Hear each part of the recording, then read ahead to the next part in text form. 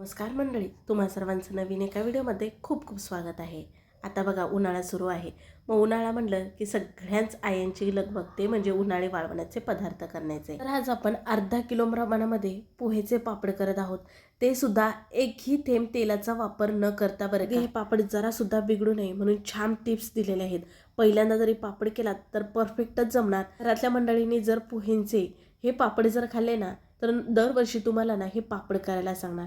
इतके छान खुसखुशीत जबरदस्त होतात बरं का. चला तर मग आता हे पापड नेमके कसे बनवायचे वेळ न करता आजच्या व्हिडिओला सुरुवात करूया. सुरुवातीला इथं पोहे घेतलेत. पोहे चाळणीने मी छान असे चाळून घेतलेत बरं का. पोहेचे बारीक बारीक तुकडे असतात, शिवाय पीठ सुद्धा असतं, त्यामुळे आपल्याला चाळून घेणं खूप गरजेचं आहे. आणि नंतर पोहे निवडून पाकडून तुम्ही घेऊ शकता. आता हे पोहेचे पापड करण्यासाठी जे पोहे वापरलेत ते आपण कांदे पोहे करण्यासाठी वापरतो बघा पोहे, तेच वापरलेले आहेत. अगदी वेगळे कुठले वापरायचे असे काहीच नाही. घरामध्ये जर ते पोहे असतील तुमच्याकडे ते घेतलात तरीसुद्धा चालेल. आता हे पोहे बघा अगदी जर नरम म्हणजे साधाळलेले आहेत. आता तुम्ही हे पसरून उन्हामध्ये ठेवू शकता, उन्हाची तुमच्याकडे सोय असेल तर. आता इथं मी काय करणार, हे थोडे भाजून घेणार आहे म्हणजे कसे कुरकुरीत होते. हे जरा नरम आहेत की नाही म्हणून अगदी 1-1.5 मिनिटामध्ये भाजून होतात मंद आचेवरती बरं का. जास्तीचे सुद्धा भाजायचे नाही, फक्त ना पोहे कडक होईपर्यंत आपल्याला भाजायचे आहेत. छान असे थोडे थोडे करून पोहे भाजून घेऊयात आपण, कढईमध्ये जितके मावतात तितके. आता 2 ते 3 बॅचमध्ये ना हे मी पोहे भाजून घेणार आहे. बघा पोह्यांचा छान भुगा होतो आहे. आता तुम्हाला इथे दाखवत आहे. हे पोहे भाजलेत असं समजायचं. आता आपण हे काढून घेऊयात.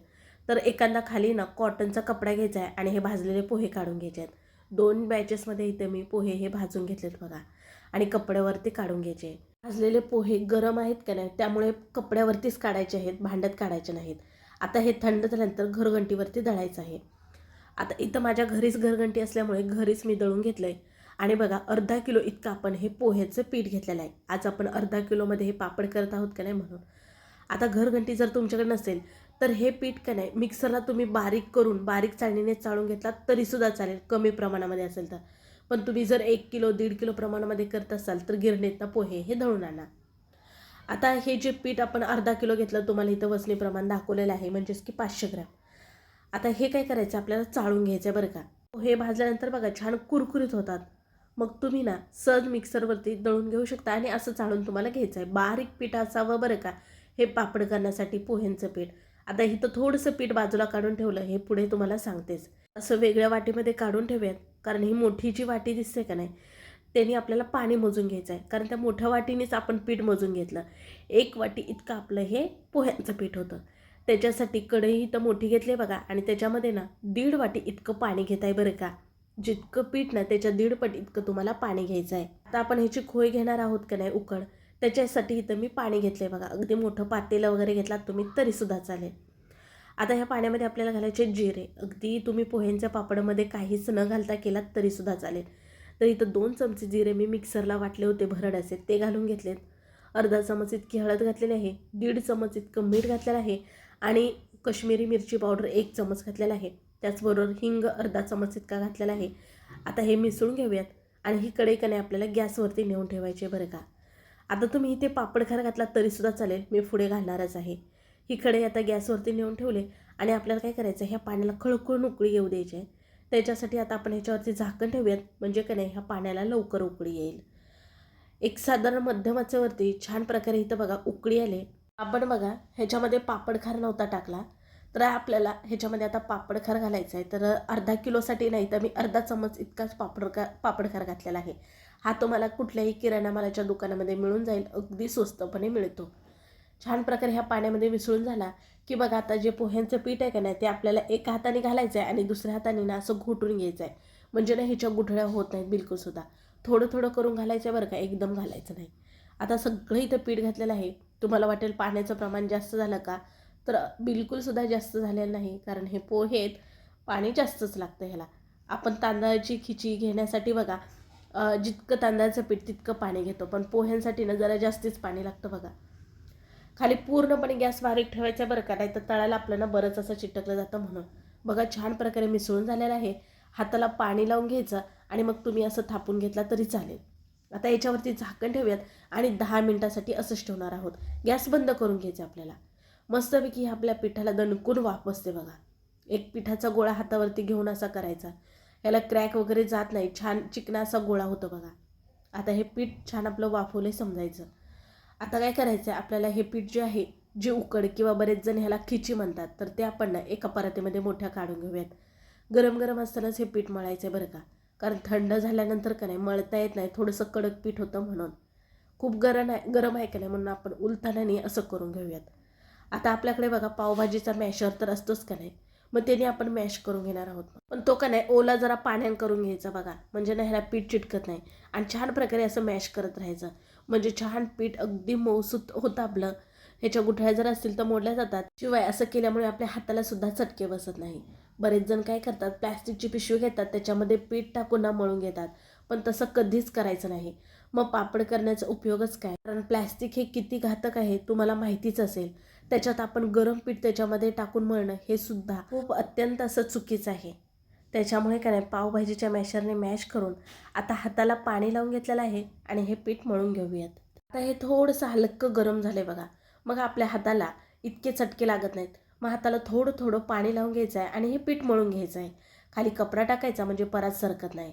आणि मस्त मर्दून मर्दून हे पीठ मळायचं आहे बरं का. जितकं तुम्ही पीठ छान मळाल तितके तुमच्या पापड्यांना जरासुद्धा चिरा जात नाहीत, फाटत नाहीत पापड तुमचे. त्यामुळे आता खरं जे आहे ते ह्या पीठ मळण्यामध्येच आहे. अगदी छान मऊसूत असं आपल्याला पीठ मळून घ्यायचं आहे. हे पोह्यांचे पापड करत असल्यामुळे की नाही पोहे जरा चिकट असतात, हाताला आपल्या हे पीठ चिटकलं जातं. त्यामुळे सारखा थंड पाण्याचा हात घेतला तरीसुद्धा चालेल तुम्ही, आणि मर्दून घ्यायचं आहे, म्हणजेच की मळून घ्यायचा आहे हा गोळा अगदी मस्त चिकना होसपर्यंत बरं का. आत्तापर्यंत आपण जरासुद्धा तेलाचा वापर केला नव्हता, पण आता इथं ना मी छोटे छोटे गोळे करून घेणार आहे पेड्यासारखे, म्हणून इथं थोडंसंच हाताला तेल लावून हे पीठ छान चिकनं मळून घेणार आहे बघा. अगदी न तेलाचा वापर करताना तुम्ही हे पापड करू शकता. बघा आपण जी खिची घेतली, बरेच जण त्याला खोईसुद्धा म्हणतात, एक थेंबसुद्धा त्याच्यामध्ये आपण तेल वापरलं नव्हतं, फक्त आता इथं जराच तेल वापरलेलं आहे बघा. आता छान ह्याचे ना एक लांबट असा रोल करून घेतला आणि पाहिजेत त्या आकारामध्ये तुम्ही असे ह्याचे पेढे करू शकता. आता इथं मी मध्यमच आकाराचे करून घेतलेत, अगदी जास्त छोटे नाही आणि अगदी जास्त मोठे नाहीत बरं का. अशा छोटे छोटे आपल्याला हे गोळे करून घ्यायचे आहेत. एखाद्या डब्यामध्ये आपण काढून घेऊयात आणि बाकीचं जे पीठ मळलं होतं ना ते मी झाकून बाजूला ठेवलेलं आहे बरं का. फॅन चालू करायचं नाही हे पापड करत असल्यामुळे, कारण पीठ थंड झालं ना तर थोडंसं कडक होतं म्हणून.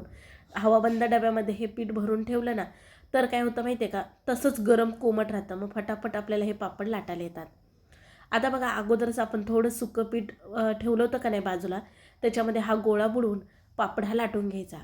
पापड लाटण्यासाठी शक्यतो करून ना लाकडीच पोलीपाट बेलणं वापरायचं बरं का, म्हणजे पापड जरासुद्धा चिटकत नाही. आता इथं तांदळाचं पीठ लावून तुम्ही पापड लाटलात तरीसुद्धा चालेल.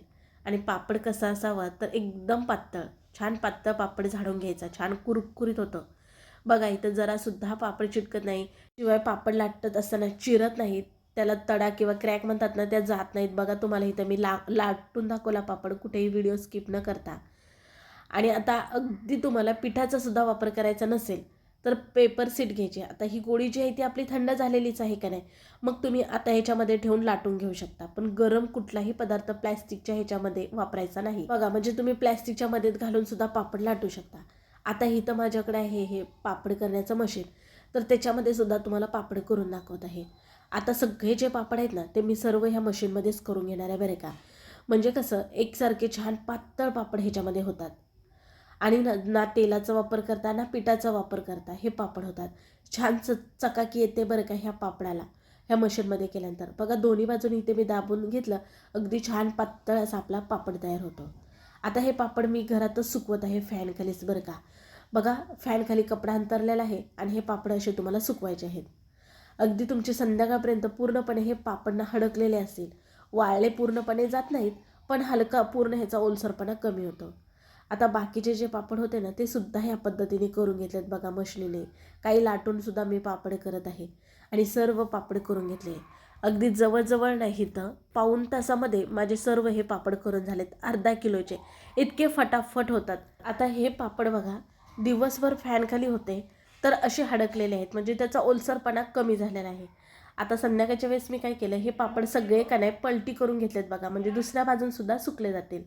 आता दुसऱ्या दिवशी हे पापड बघा इतके सुकलेले आहेत आपले फॅनखालीच. आता हे पापड आपण वर्षभरासाठी ठेवणार आहोत, त्याच्यामुळे का नाही आपल्याला उन्हामध्ये सुकवायचे आहेत. तर त्याच्यासाठी इथं मी परातीमध्ये काढून घेत आहे. आणि बघा असे पसरून ना उन्हामध्ये 1-2 तासासाठी इथं मी ठेवले होते. छान खडखडीत 2 तासामध्ये आपले हे पापड सुकले जातात बरं का पूर्णपणे. अगदीच वाटलं तर तुम्ही आणखीन 1 तास 2 तास पापड उन्हामध्ये सुकवलात तरीसुद्धा चालेल. आता इथं आपले हे सर्व पापड ना उन्हामध्ये छान खडखडीत असे सुकलेले आहेत. आता तुम्ही एखाद्या हवाबंद भरणीमध्ये ना हे पापड भरून ठेवू शकता. अगदी वर्षभर खराब होत नाहीत. बघा तुम्हाला मी पापड मोडून दाखवते. असा कुडकुडून पापड हा मोडला पाहिजे, म्हणजे हे छान वाळलेत असं समजायचं पापड. आता चला इथंपर्यंत तर तुम्ही पाहिलाच. आता हे पापड कितपत फुलतात हे सुद्धा दाखवते. गॅसवरती कढईमध्ये ना छान तेल हे गरम करून घ्यायचं, मग पापड टाकायचा. बघा पापड सुकल्यानंतरची साईज किती छोटी झालेली आहे आणि पापड तळल्यानंतर बघू शकता अगदी दुपटी तिपटीने फुलतो का नाही. इथंच तुम्हाला रिझल्ट पापडचा समजलेला असेल. याच्यामध्ये तिखटाचं मिठाचं प्रमाण अगदी बरोबर आहे बरं का. परफेक्ट असे हे पापड होतात. जरासुद्धा आपण तेलाचा वापर न करता हे पापड केलेत. तेलाचा वापर न केल्यामुळे अगदी वर्ष काय 2 वर्ष जरी पापड तुम्ही साठवून ठेवलात ना तरीसुद्धा ह्याचा कुबट वगैरे वास बिलकुलसुद्धा येत नाही. बघा अगदी तुम्हाला 4 ते 5 पापड तळून दाखवले. अगदी ताटलीभर इतके पापड होतात बरे का, एवढीशेच जरी तुम्ही तळला तर. आणि बघा रंग किती छान सुरेख आलेला आहे पापडाला.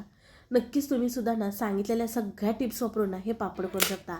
अगदी छान कुरकुरीत होतात बरं का. बघा तुम्हाला इथं मी मोडून सुद्धा दाखवला. तर हेच पापड जर तुम्हाला जास्त प्रमाणामध्ये करायचे असतील तर हेच प्रमाण तुम्हाला दुपटीने घ्यायचं आहे.